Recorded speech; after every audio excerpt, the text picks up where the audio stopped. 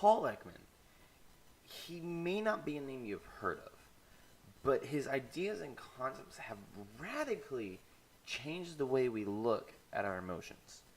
So, what are emotions? Are they just chemicals trying to balance each other out to make you feel this way? I mean, is it because of a higher order power that's moving inside you? Or is it just a way of life of how we do things? What makes joy or sadness or anger, disgust, fear, like, what makes them what they are? I mean, there's so many things that I think we've been trying to deal around with this concept, and I'm excited to go through this. My name is Jeremiah, and welcome to Trolley Psych 101.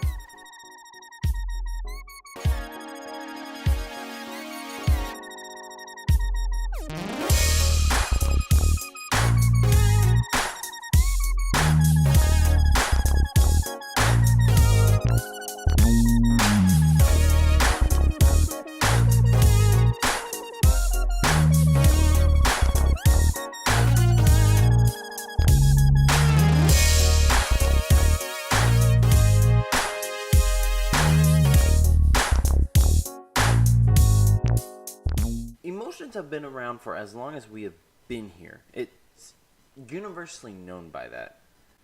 But what makes the emotions the way they are? There are two known styles of emotions that we know of today. There's Ekman's theory of emotion, and there's Plutchik's wheel of emotion. And we're going to look at both, but let's start with Ekman's. Ekman's theory of emotion is an idea that is surrounded by the six main emotions that he has claimed, which are anger, happiness, or joy or enjoyment, surprise, disgust, sadness, and fear. This is very most notable in a very recent film that I really enjoy, which is Inside Out. What makes this movie so relatable to Ekman's theory is that the emotions are the basis for the idea of emotion. And so let's take a look at Ekman's theory. If we parallel and look at the ending of Inside Out, you'll see that the emotions are able to mix different feelings together to make new ones. For example, let's take a look at this clip. Hey, I'm liking this new view. Friendship Island is expanded. Glad they finally opened that friendly argument section. I like Tragic Vampire Romance Island. Fashion Island? Everyone shut up. Boy Band Island. Hope that's just a phase. Say what you want. I think it's all beautiful. All right, here you go. Your new expanded console is up and running. Cool, upgrade. Hey. Oh, whoops. Wait, did I just do that? Hey, guys, what's puberty? I don't know. It's probably not important. Whoa! I have access to the entire curse word library. This new console is done. Sorry, I did it again. My bad.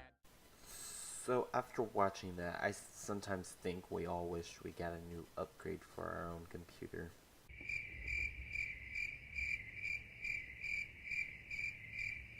Anyways, the point Ekman wants to make here is that everybody has different interpretation of emotion, but they still mean the same thing.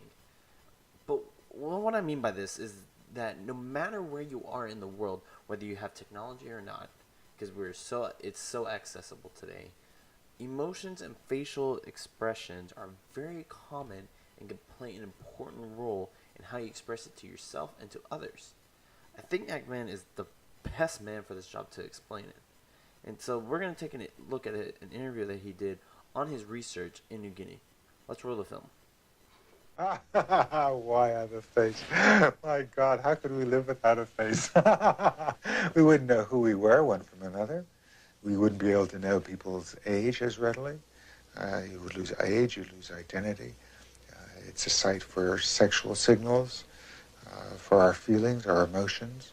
We wouldn't survive without faces. For most people, the face is really their sense of identity. It's who you are, what marks you as, how you tell one person from another. It's probably the most personal, or one of the most personal parts and representations that we have. And not just because of the senses, although clearly if you taste and smell and eat and breathe, I mean, that's an awfully important part of yourself. But, behind the face is the brain. And the face, of course, is the display system, the primary one for emotions. In my first wave of studies, the first series, I just worked with people in literate cultures. South America, Japan, Europe, and North America as well. But the problem was, you could always say everybody had learned these expressions from the tube or the magazine. Maybe it was John Wayne and Charlie Chaplin, not our evolution, that was responsible.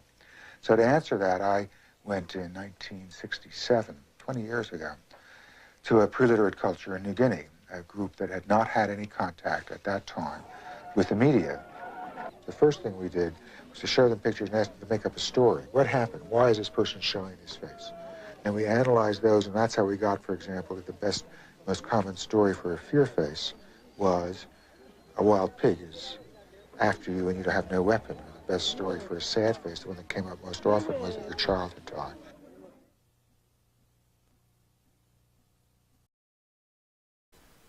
Biggest point in that video that Ekman brought up is that our identity and desires wouldn't be there if it wasn't for emotions. I think it's an importance to notice that even though the tribe had no outside connection whatsoever, we know that the identity makes us us. And so let's take the example of the sad face person. I'm going to put the picture there. And we see that even though this study was made in the 1970s, late 70s, it still applies to us today. And what I mean by that is, with that sad face, maybe you think, oh, that person maybe failed the test, or maybe they dropped their phone in the toilet. I've seen that happen. It sucks, by the way. Anyways, or what about happiness? I mean, if you saw somebody with a smile, maybe they won in a video game, or maybe they just got a scholarship, or maybe they just found out that something happened that they were excited about. It goes along multiple ways to share emotion, even though maybe you're lost in translation with language, or just different culture views. I mean, even here in the United States, we have multiple cultures. Not getting that in detail, but the point is, emotion goes across the entirety of humankind. And I think that's what Ekman wants us to understand in his conclusion, is that no matter what basis you say, whether joy is joy, or anger is anger, or disgust is disgust, and those basics, he wants us to understand that that's what makes us us. Now, there is another guy who decided to take this a step further. Why do they always have to take it a step further, Anyways, his name is Robert Plutchik, and Plutchik states that there are actually 8 different core bases of emotion.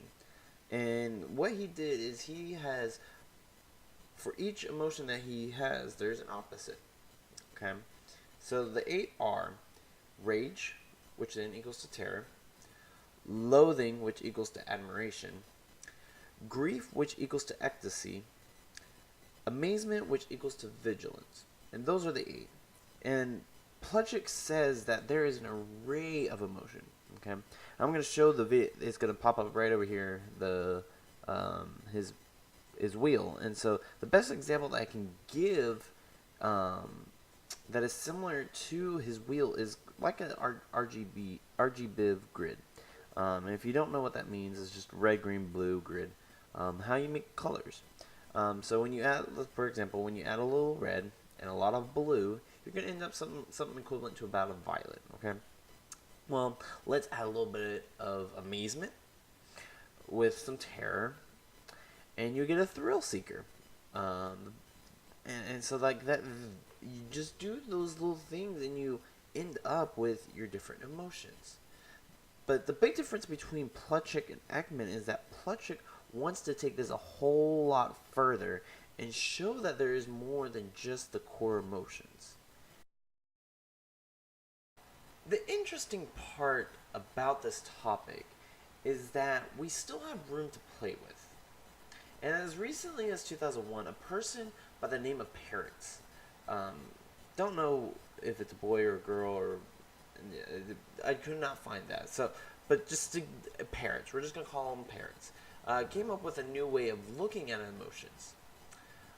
It's a pretty basic name, but it's called Parrots Classification of Emotion. This classification is more of a tree-structured list. So it's almost like mixing Ekman and Plutchik's theories together to create a new one. It's like a little baby, just brand new. But I'm not going to lie to you. This one seems a little weak and needs some work, and I'll explain why.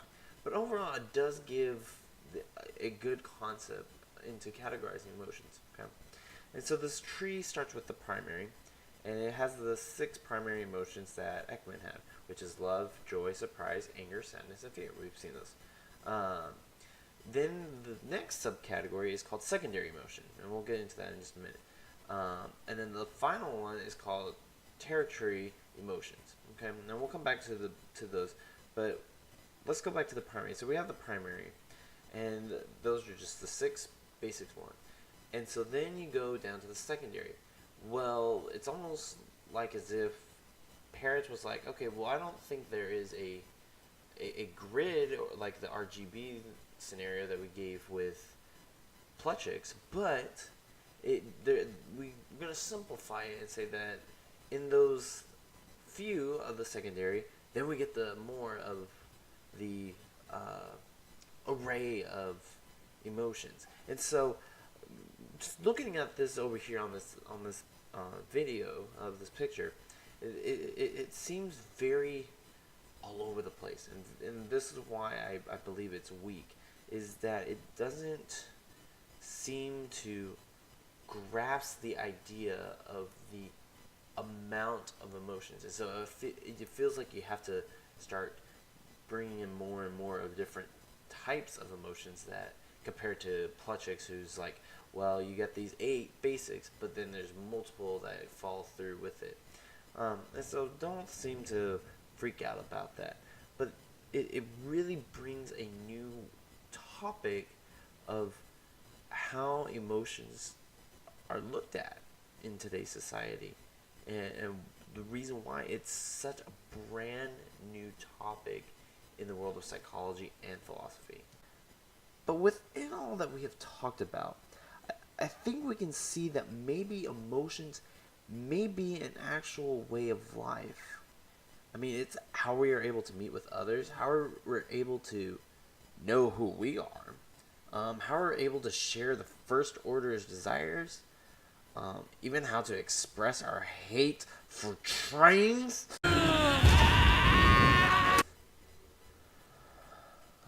And so much more.